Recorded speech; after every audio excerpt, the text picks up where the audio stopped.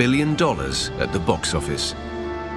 I think that the controversy that existed prior to the film opening only, helped create more of that sort of want-to-see attitude among the potential audience.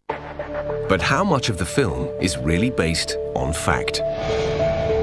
Using one of Leonardo da Vinci's most well-known artworks, The Last Supper, one of the key characters in the film, Sir Lee Teabing, played by Sir Ian McKellen, claims the Catholic Church is behind a 2,000-year-old conspiracy.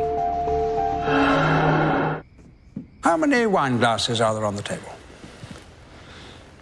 One. The Holy Grail. Open your eyes. According to the film, the Holy Grail isn't a cup, as many believe. It's a person. And no ordinary person, but the woman who for centuries the Catholic Church branded a prostitute, Mary Magdalene. But what really incensed the Church is the film's assertion that Mary Magdalene and Jesus were man and wife. Suddenly, the image of Jesus which the churches have cultivated, and around which and upon which they've built huge amounts of Western theology, begins to dissolve. The question of whether or not Jesus was ever married has been argued over for nearly 2,000 years.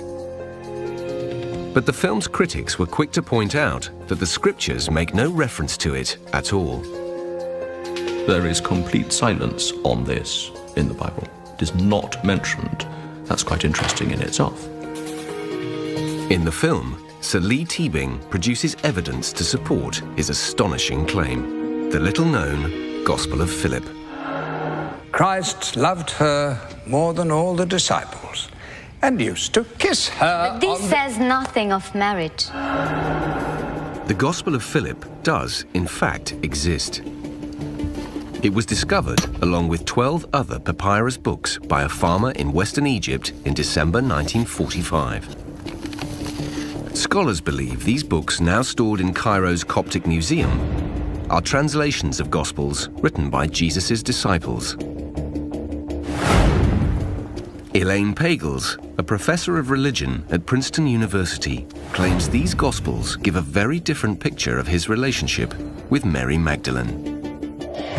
There are different stories in the New Testament Gospels about Mary Magdalene, but the most powerful and persistent is that she's associated with prostitution, which completely discredit her qualifications as being anyone important in the Jesus circle.